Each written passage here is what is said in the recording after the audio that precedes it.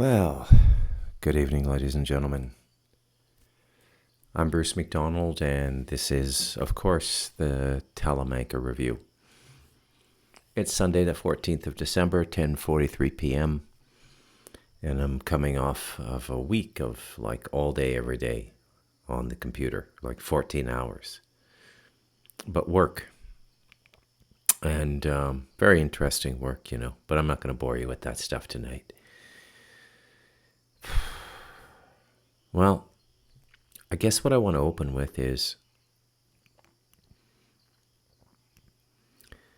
one cannot help but notice an escalation in the violence. It's everywhere now. The incident in Australia, Brown University, and Rob Reiner and his wife were found dead in their LA home. I've read one report that their son killed them, which, what a way to go. What a way to go, to be killed by your own offspring. It's like a Greek tragedy.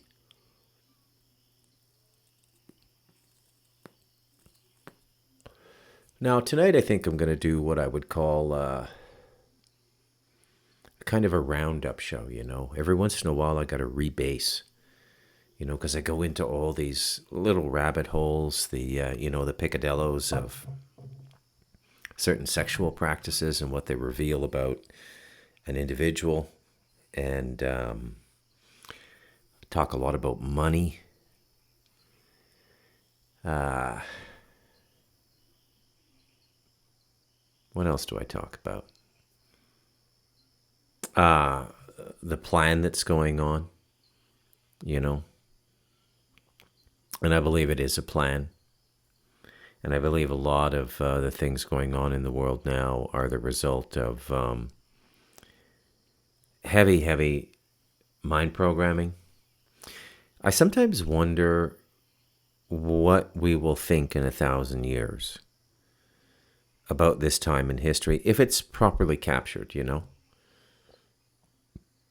I suppose every time in history is the same, though, when you think about it, right? I'm sure 2,000 years ago, a Roman senator sat one day and ate his peaches and drank his wine and thought to himself, I wonder how history will remember this time. And of course, the truth is you have no option but to live the time you're born into. And there's an individual life plan, and then there's a collective life plan. I know, it's hard to see sometimes, right? Hard to maintain a belief in such a thing. But it's true. Everything is sort of nailed down on rails, if you will. Rails like roller coaster rails. Everything has a purpose. Everything has a reason.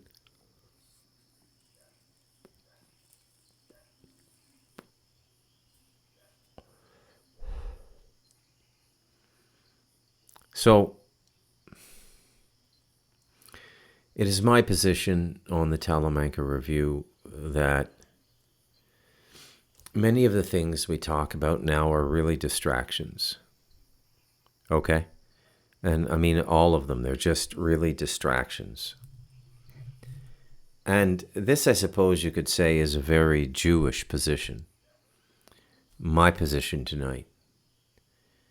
That I think really that what's really going on now is right in front of us, and we shouldn't be looking for alternative reasons. Although all the things that we talk about on this podcast are true. I'm not saying that they're not true. I'm not saying that UFOs are not true. They're true. They're real. But the question is, what effect are they having on the unfoldment of this human race? And the idea, there's this brilliant inversion that goes on. And so the truth is that we've always been under the control of something that's not human.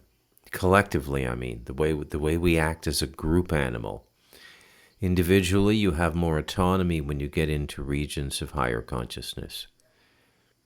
You can live autonomously. I think this is the template for the future human. And I'm not talking about, necessarily going back to the land in the manual farming sort of thing. I think it's going to be a merger of sort of the best of our technology, but the realization that congregating ourselves into large urban centers was not a good idea. I don't know why people do this. Now, you could say, well, I'm just prejudiced, right? I'm just living in my little pueblo in the mountains with campesinos, and that's good for you, Bruce, but don't tell us what to do. And that's fine. I'm not telling anybody what to do. I mean, it's my podcast, it's my opinion, and I give it freely. And the last time I checked, people seem to enjoy hearing it, so I'll feel free to continue doing it. But one of the things that I'm noticing a lot now is that people are in denial about how accurate my position on things has been. And how accurate the counsel to find yourself in a more remote place has turned out to be. And it's my thesis also that we're just in the beginning of it. Okay? So I did a podcast some time back, just a few weeks ago, predicting the future is not hard. And let's talk about that and how I come to my conclusions about what's going on. And I say it's energy reading, okay? Now, pure energy is God, okay? The purest manifestation of God as an expression of sensory experience in our lives, in our physical lives, and believe it or not, and some of you will probably chew on this for quite a while, but the purest expression of God is thunder and lightning. Raw energy, okay? And that raw energy has a different expression on every dimension. It's a different sound, and it's a different expression of light, okay? I remember what James Clerk Maxwell said, that light, magnetism, and I forget what the third thing is. I always forget the third. It'll come to me in a bit, though. Light, magnetism, and some other third thing are all the same thing in different forms. So, I mean, we live in a reality that we haven't really been allowed to define. And so our evolutionary path has been blocked from us. We're way behind on where we should have been. We're like a clogged toilet that's overflowing. That's how I would describe the world right now. And everybody just looks at it and nobody thinks to get a plunger and just clear the block. But that's what's going on. It's like that toilet in Glasgow in Trainspotting. Now, my definition of evil is much more terrestrial than most people who speak about these things, although I fully acknowledge that the intangible negativity is real too. I deal with people who are under attack from time to time. Somebody reaches out for help. If I can do it, I do it. If I don't, I pass it off to somebody who can. Not really my forte. There's people who are really good at that. There's different fortes in the consciousness field, different talents, just like there's physical talents, there's consciousness talents. And those things are real, but 9 times out of 10 or 99 times out of 100, even this conforms to my overall thesis. And that is, the enemy of man is man. It's not a demiurge, it's not reptilians, it's not gray aliens, it's not the mantids, it's none of these things, although they influence us. Okay? The purpose of being human is mastering your own consciousness, confronting your own fear, your own darkness, and consuming it with your light. Don't run away from it, run towards it. That is the route to salvation. Don't go towards the light, go toward your darkness. And at the end of that darkness, the light will be brighter.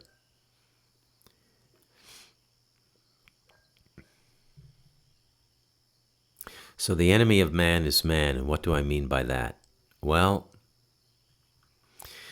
in the past, if the past can be believed, and I'm not sure it can in its entirety, we were controlled by lords. It's interesting how that word comes up a lot, right? It's a religious word, it's a feudal word, it's an aristocratic word.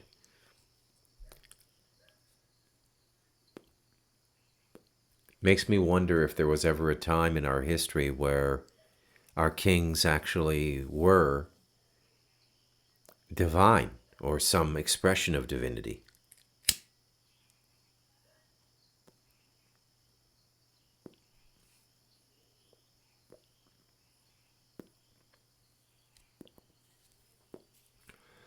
I think it's entirely possible that in the past, groups of people were led by wise men and women who had multidimensional capabilities, who could heal people, who could pull certain energies off of them, certain parasitic energies.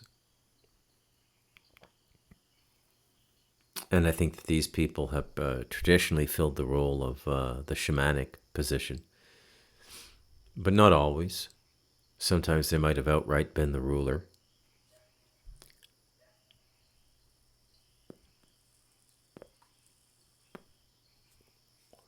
I can tell you this, why I think our principal enemy is man. It's a simple rule. If our leaders are ungodly, our society will be ungodly. If our society is ungodly, we will elect ungodly leaders. And godly means illuminated, wise, knowing what's best and doing it. We haven't had leaders like that in my lifetime. Not one. Let me think now, okay? So let's go through the United States. Kennedy was shot before I was born. I was born in 1966. Nixon was an ungodly man. Carter was a lovely human being, but I think they just sort of blocked him. He wasn't really able to express himself. It's amazing the sort of repentant life that he's led since leaving the Oval Office. It's a life of complete and total repentance. You know? I admire him as a man, but I don't think he was an effective president.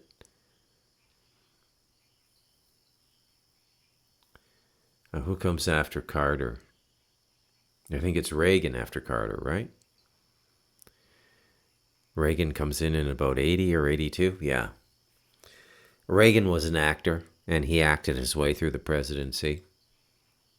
You know, rallying patriotic spirit in people and jingoistic disposition in people is not necessarily good leadership. It's a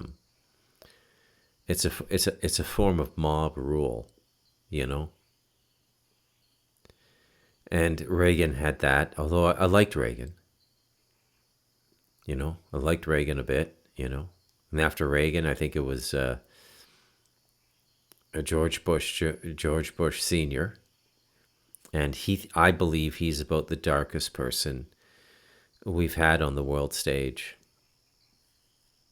in the 20th century. Very, very dark individual.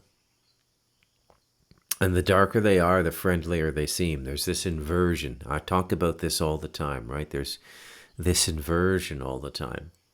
You see it in these pastors like Joel Osteen and that other fellow. I can't remember his name right now, but he's completely demonic. Uh, you'd know him. Yeah. But there's this idea, and whenever you've been sold something that was not what you were told it was, think of the personality of the person who sold you, right? They were representing themselves in a false way. That's very negative. Very, very negative spiritually. Now, believe it or not, if you have a life in which you're going to be tractor beamed into the space of the divine, whether you recognize it as the divine or not, and there's people who experience divinity and never come to realize it's divinity. They just see it as a stage of life. They don't have the punditry to articulate it. But if you're tractor beamed into the space of the divine, one of the signs that you're beloved by God is you can't get away with anything. Okay? You can't get away with anything. Everything you try to do to cut corners or to get away with something, you get caught, whereas 99 out of 100 people get away with it. Okay? You just can't do anything bad. You can, but your consequences are immediate. There's no forestallment of consequence. And this, to my sensibility, has always been a characteristic of a person in some form of semi-grace. Which brings up the opposite, right? So I think the entire narrative structure we live in now, and remember, I see the world as a storyteller, I see the world as a writer, I even see reality as a narrative, the time stream. And I understand how it's edited and what goes into it. This is the energy reading I talk about that allows relatively accurate prediction of the future. Not specifics like lottery numbers or, I'm not psychic, but energy reading is different. You have a sense of what spirit is. You have a sense of how it expresses itself through human beings. And when I say spirit, I mean the Holy Spirit. I mean the thought and feeling of God itself. Although God doesn't have thoughts, his thoughts are energy, right? Like thunder and lightning is an expressed thought of God. I sometimes think about this, quite a bit actually. And all of the narratives in our world now, they're off, Some of them are straight up cooked, like straight up cooked. The whole techno narrative is just totally cooked. None of those guys made it on their own. Bezos, Gates, Ellison at Oracle. I don't know this as factually as I know the other ones I've just named, but I suspect the same is true of Elon Musk. Steve Jobs. They're all lies, They're the mythology. They're the false moon landing. Started a company in his garage or his parents' garage that's worth $800 billion now. No. The family was moving in the right circles. DARPA dropped some technology on them the world had not seen yet. They did a bit of tinkering on it. They learned how to express it, and they went to the world with it. It's the same story over and over and over and over and over again. And I don't get frustrated. I don't get upset, because the things I want in life are not related to those things, billions of dollars. And I think people who want their name in the history book are mentally ill. I think being remembered in a significant way when you leave this plane of existence is spiritually negative. You kind of want to leave with just your family loving you and missing you. I think that's a mental illness. The Romans and the Greeks were just absolutely obsessed with it. How will history see me? There's that scene in Troy with Brad Pitt where the young horse assistant is passing him his helmet in his spear when he's mounted, and it's the opening of the movie, and he's going to fight that giant on the other army. They decided not to war as an army and just have one-on-one combat And Achilles is the hero of his king and must fight, and the principal warrior. And the young boy says, the man you're going to fight is the biggest man I've ever seen. I would not want to fight him. And Brad Pitt, who plays Achilles, looks at the boy and says, and that's why history will not remember you, and gallops away. This idea of history remembering you is one of the most vitriolic forms of ego disease on the planet. You know, we do what we do because we feel we need to do it. Whether the evidence around us supports that or not is irrelevant. You know, you guys know the story of Franz Kafka? He never even tried to publish any of his books when he was alive. He wrote just because he loved writing. Guy passes, they find the manuscripts, pass them around, and now we got Kafka. You know, The Trial, The Cockroach. Very interesting work. And he was just trying to express and come to understand his deepest self is unconscious, making the migration to self-awareness like every human being is. We're all making the same journey. And the success trip just sort of trips us up. That's what it does. You know, that doesn't mean that you can't have a comfortable life. I mean, you know my feelings on comfort, right? But you should, the guarantee that you get, I suppose, if you're living a good life and you're developing yourself and you're living within the purpose of human life is have shelter, comfort, companionship, and nutritious food and clean water. That's all you really need. If those things are deprived, you're in serious trouble. Serious trouble. But beyond those things, what more do you need? Nothing. But what do you want? Everything. Most people want everything. I don't speak as a person who is above these things. I speak as a person who's gone through these things. You know? I cannot begin to tell you how important it was to me in my 30s to become a household literary name. I wanted to climb that mountain. I wanted to plant my flag like Sir Hilary Edmund at the top of Everest. You know, it caused me a lot of pain. The Buddhists are right about desire and pain. I learned that the hard way. But they're joyful lessons when you learn them. If you laugh at yourself, right? And this is how they take down the West. This is how they're doing it. Because Westerners are addicted to their status. There's a certain subtle vanity in being a Westerner still to this day. You know, even the guilt of the liberal Karens and stuff like that is an expression of it. You know, that old saying that the ultimate revenge is not revenge, it's apathy. Meaning that you transcend the need to reciprocate to the person who hurt you, what the Christ would call forgive. But it's not so much forgiving as, you know, if you do it dramatically, it's spiritually I forgive you. And you do it publicly and, oh, that guy is so spiritual. That's not it either. That's another ego trip. It's just where you're apathetic about things. There's no charge in you to say, well, I got to top that guy. I got to get the last word in.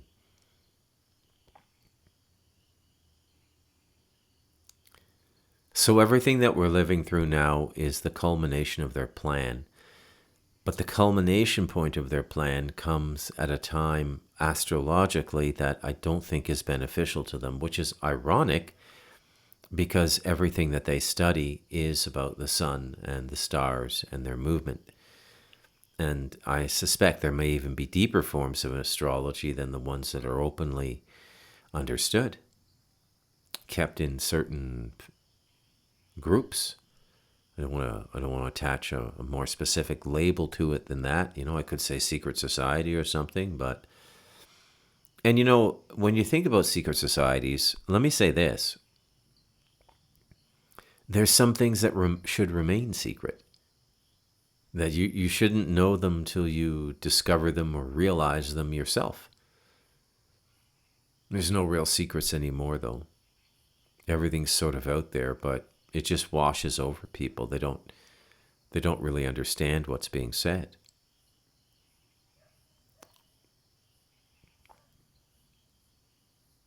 So what we're going through now is a temper tantrum.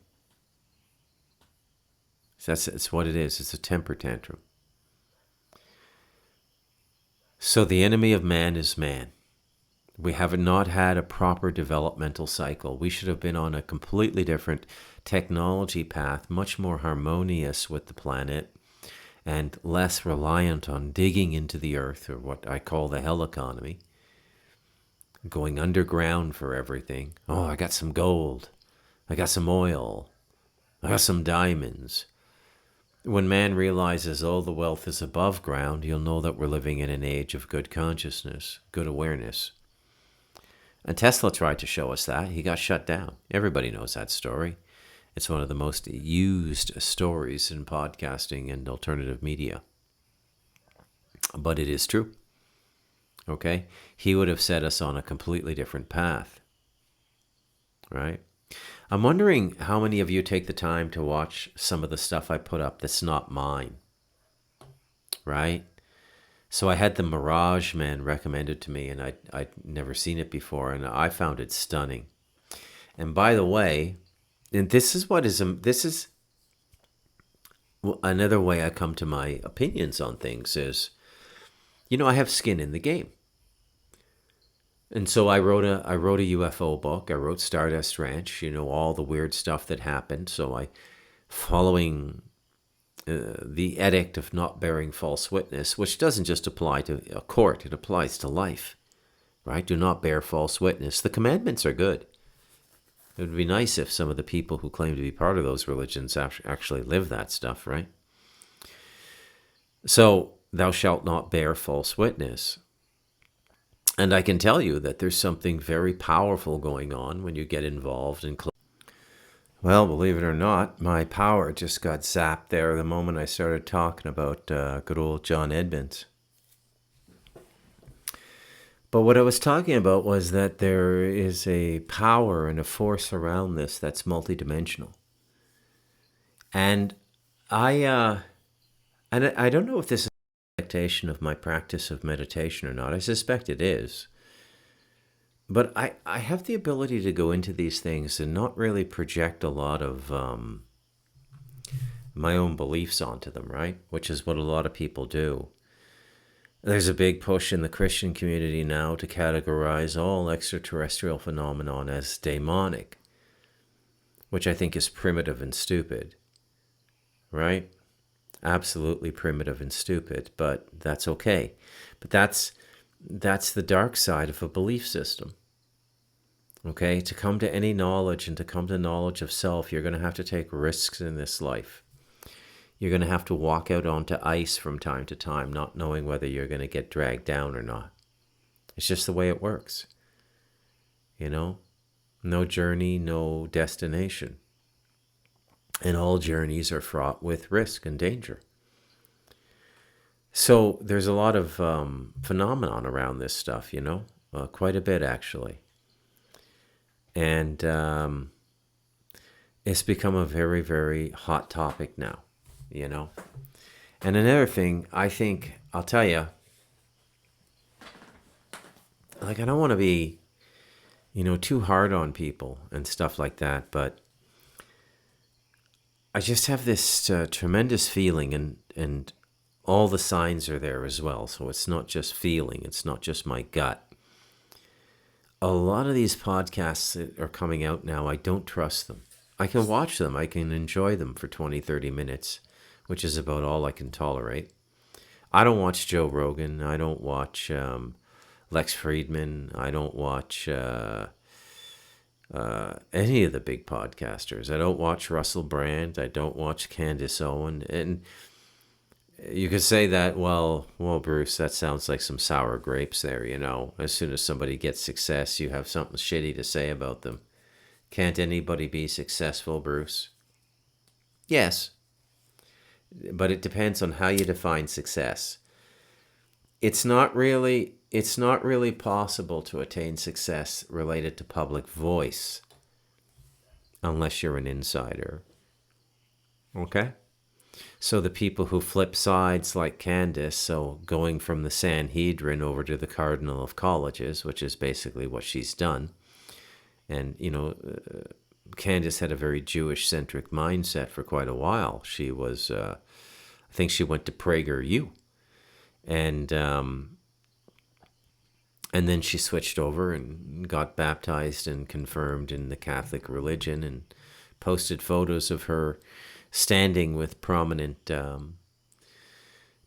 cardinals. From my perspective, if the debate is between the cardinal colleges and the Sanhedrin, you're really selecting between the reptilians, which is the Vatican, and Anunnaki reptilian hybrids, which is the Sanhedrin.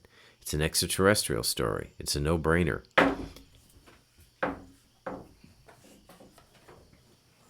My number one fan came in and knocked the door open. Hang on.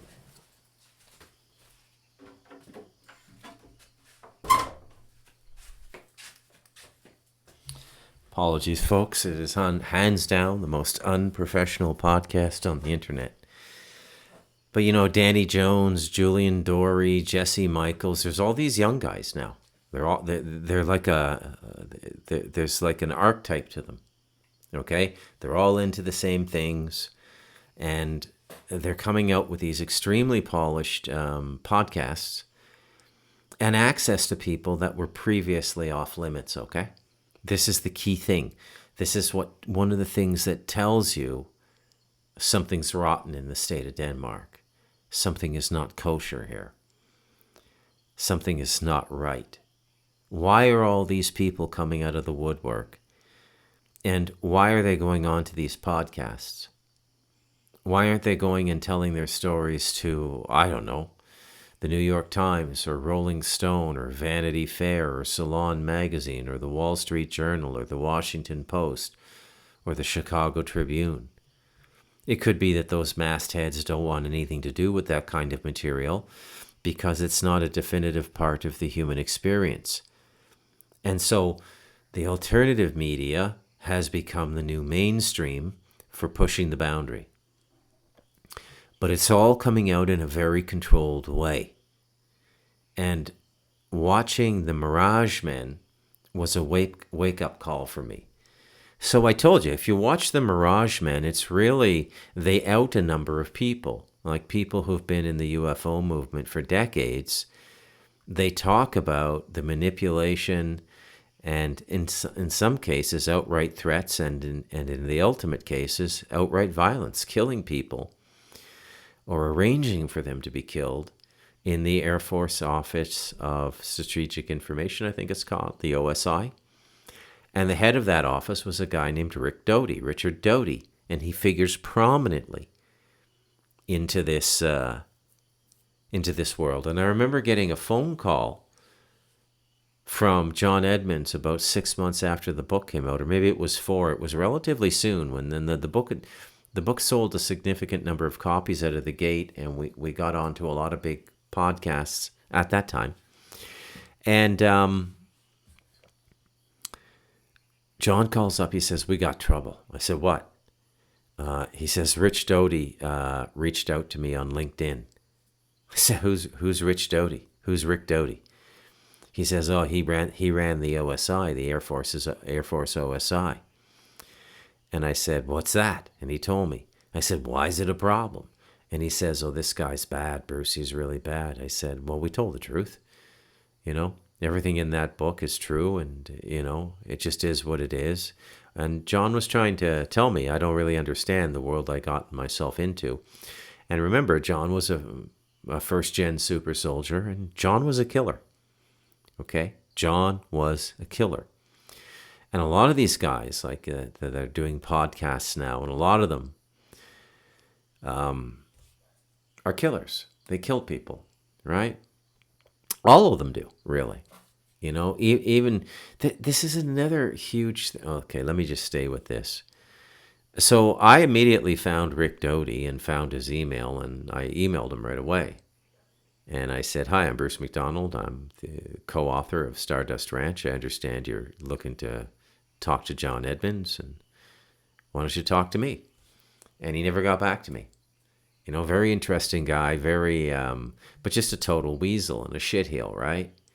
He comes off like, you know, some East German Stasi officer from 1979. And then now he's got his own. He's a big celebrity on Gaia now. He's got a contract with Gaia. I don't trust Gaia as far as I can throw them. I don't trust any of these pseudo spiritual teachers. You may see this guy around, Matthias De Stefano. Okay, pleasant looking young man. And when you listen to him, he's got that congenial presentation and everything. But look deeper. Okay, and when you look at somebody, trust your instincts, okay? Because we all have this ability, and it just gets drowned out by the white noise, okay? Now look at Matthias Stefano, and he's another sort of time guy, like the fellow I wrote the book with, who was a serial killer. And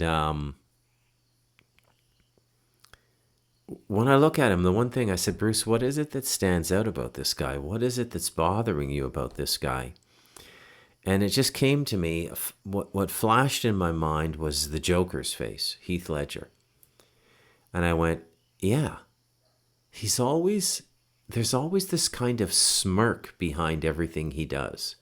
And you see that smirk. It's like, it's hard to hide in these people. It's a devilish little, it's kind of like a demonic smirk, like, right? Smirking is a funny thing. You know what? I think it's time for good old Bruce to do a word lookup on AI, because that's a good word. I really want to get this word down because I think I'm using it right, but I want to make sure. What does smirk mean? I get people commenting all the time on YouTube videos, you know, my vocabulary has grown watching your podcast, Bruce. Well, thank you. I appreciate that. How many people take the time to look up a word?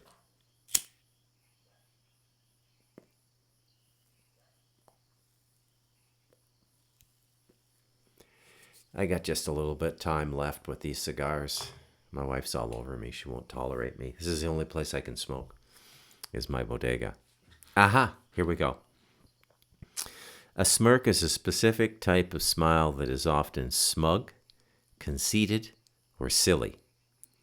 Unlike a genuine smile, which expresses happiness or warmth, a smirk usually conveys a sense of superiority, arrogance, or secret amusement at someone else's expense.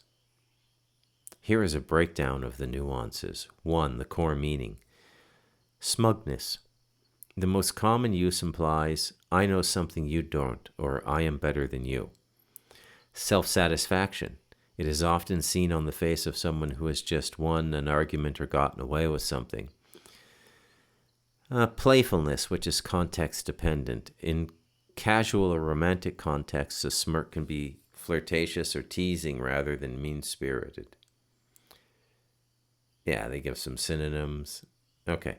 But yeah, there's always this hidden, this sort of underlying it. Like if you sort of read him astrally, he's smirking, right? And you can see this in a lot of people. Like, you can just sort of see what they're about, you know? And the smirk is a key giveaway, right? And the saints never smirk. That's one thing a saint will not do, is smirk. But anyways, Gaia, you know, and Rick Doty's there, and there's this huge information stream coming out to Western society. And now in 2025, they've absolutely ramped up the alien disclosure, right? Why now? Why was it dangerous 5 years ago? Why was John Edmonds afraid of Rick Doty, right? Why? John Edmonds wasn't afraid of anybody, but he was a little nervous with this guy. And why is there even an office, an OSI to begin with? And again, as I've asked before on this podcast, what happened to the men in black? Why are we not having any more people having experiences with the men in black? And we're not, right? We're not. So the question becomes, what's going on? Now, a lot of people in this alternative media, when I lay out paradigms like this, I'm not saying everybody involved is a dyed-in-the-wool conspirator who meets in windowless rooms and speaks the truth openly among their peers. That's not what I'm saying. I'm saying that there's a lot of useful idiots out there, or people who are used, just as I gave the example of the false narrative of the technology startup. None of those stories are true. All of those guys have family connections. It may not be immediate, mother or father, but they have connections to DARPA. Okay? Mark Zuckerberg is another classic example. He's a moron. I hear he can't even code. And he's given this company, right? All of this change going on now.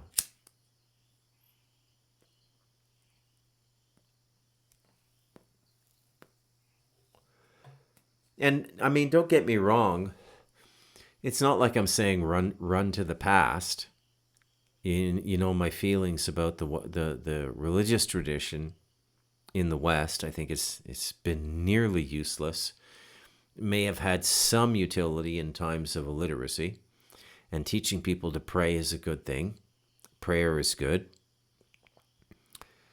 But the institutions that grew up around it, and even the individual one-offs like your Joel Osteens and these other kinds of demonic preachers, are the dark side, right? And it was a control system. And we know it's a control system because people can game it. And so from my perspective, what's the difference between the old control system and the new emerging control system? Well, I guess nothing, I just am hoping for a day that we can live in the truth and that people are given true and real instruction on what it means to be human and how to live a human life and what the goal of a human life is, right? And that doesn't seem to be anywhere in pre-production as I look at the world now. And this alternative media has been completely compromised. So you've got the information stream with these big multi-million subscriber YouTube channels. And those dudes are making millions of dollars, man.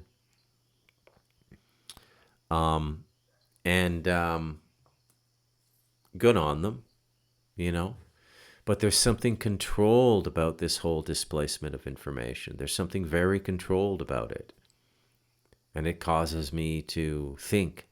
And it causes hesitation in me, right? And then on the other hand, we have this emerging pseudo-spirituality, which is populated by extreme trauma survivors who are claiming that these experiences opened them up to God and that they can see things now that other people can't see. And they all have these psychic abilities. Is this an expression of the alien takeover? I don't know. They're everywhere now. And they're not spiritual. And they're not beneficial to human beings. And they're not beneficial to human culture. It's just a deeper level of manipulation. Right? And I wonder why people just don't deal with the reality in front of them. We're being mass murdered by our governments. And my prima facie evidence for this is Canada.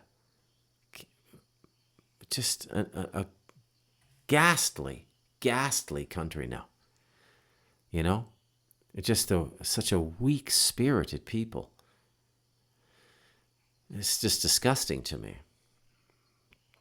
We have predatory leaders. I mean, they've always been predatory, but now it's predatory to the point where they're taking everything.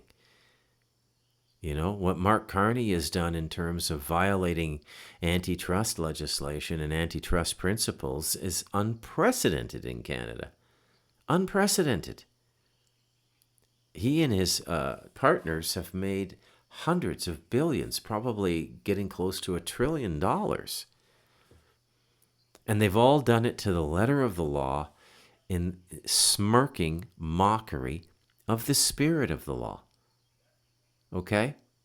When you adhere to a law, you adhere to it spiritually. You don't violate it in thought, in emotion, or in behavior.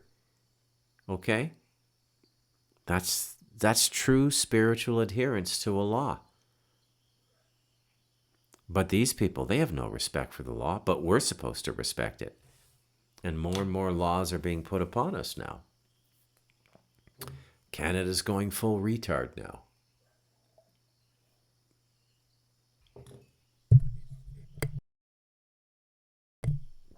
Full and completely retarded. Go to jail for anything now in Canada. And they're putting people in jail.